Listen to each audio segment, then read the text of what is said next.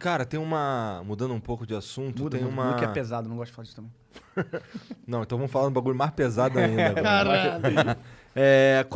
Baseado no que tu estudou, do evangelho e tal, tudo isso aí.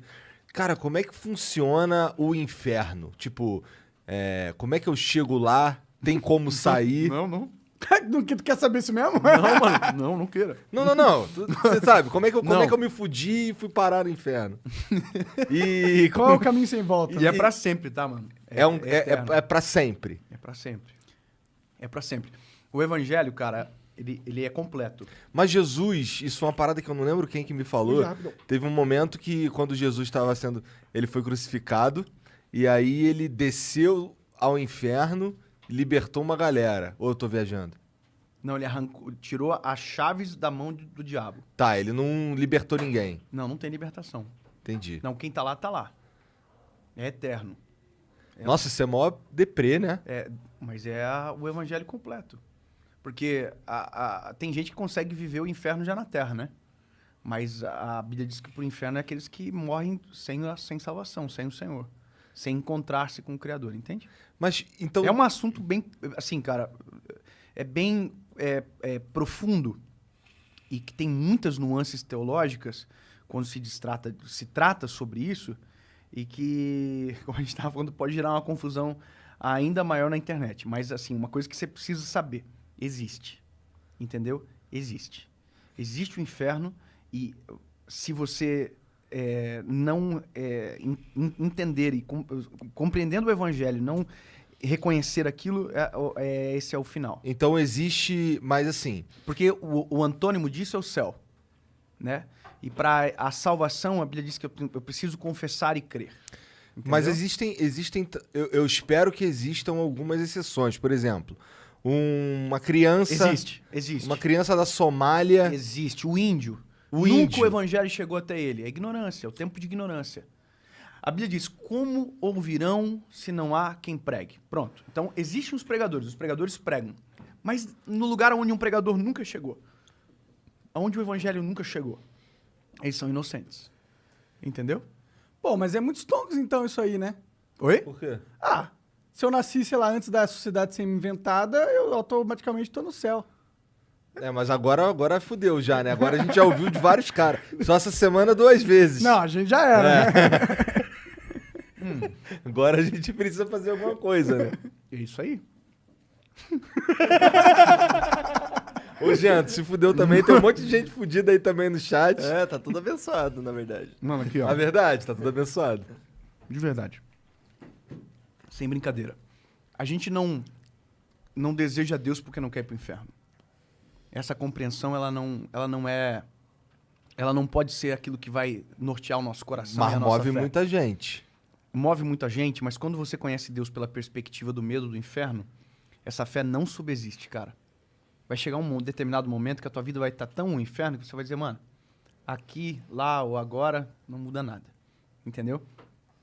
Quando eu era mais adolescente, eu vi uma história uma vez de um pregador que foi à nossa igreja e eu achei fantástico. Na verdade, eu já era jovem, inclusive o cara que falou isso pela primeira vez, hoje trabalha na nossa associação evangelística, o Mário. Até mandar um abraço para eles, o Mário, a Elinor, e que são os que hoje cuidam dessa parte, né? Mas ele contou uma história, cara, que é a história dos 3 pais que receberam um convite de Deus. É uma história, né?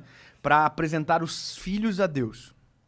Daí o primeiro pai que recebeu o convite, e ele falou pro filho, seguinte, amanhã cedo a gente vai ter que acordar às 6 horas da manhã, porque a gente vai conhecer Deus. E outra coisa, Deus não aceita que ninguém chegue atrasado. Deus, Bom, eu vou acelerar, tá? Pra não ficar muito longo. Concluindo, ele colocou medo no menino. Medo.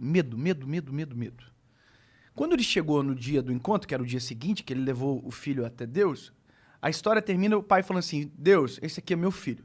E ele olha para trás, o filho não está. O filho está escondido atrás de uma rocha porque ficou no caminho.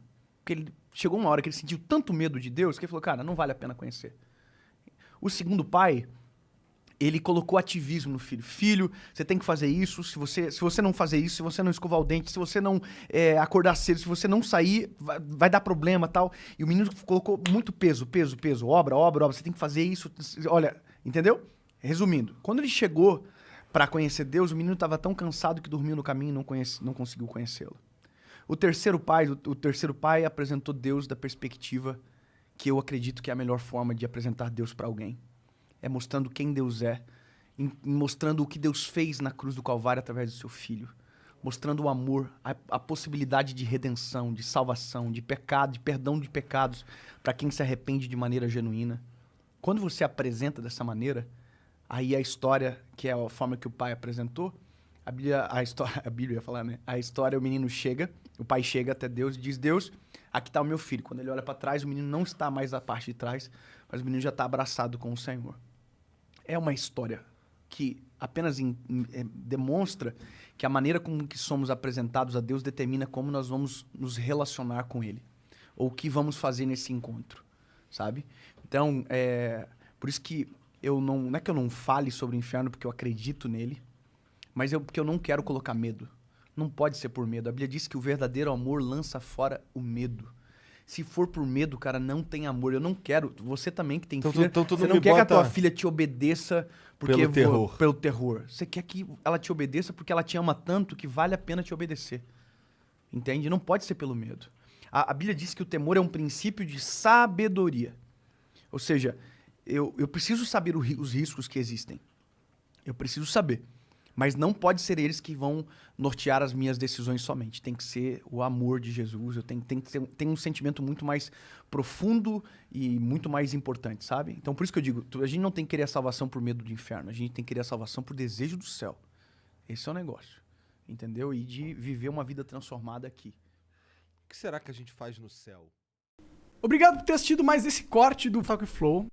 Ó, esse canal aqui é o Talk Flow. A gente do Flow não tem birra nenhuma com ele. A gente apoia que ele faça esse conteúdo de melhores momentos. Então, se você quiser virar membro do Flow, é possível. Os membros do Flow, eles ganham descontos progressivos na loja. E eles também ganham brindes nos concursos, né? Que a gente faz, concurso de sorte.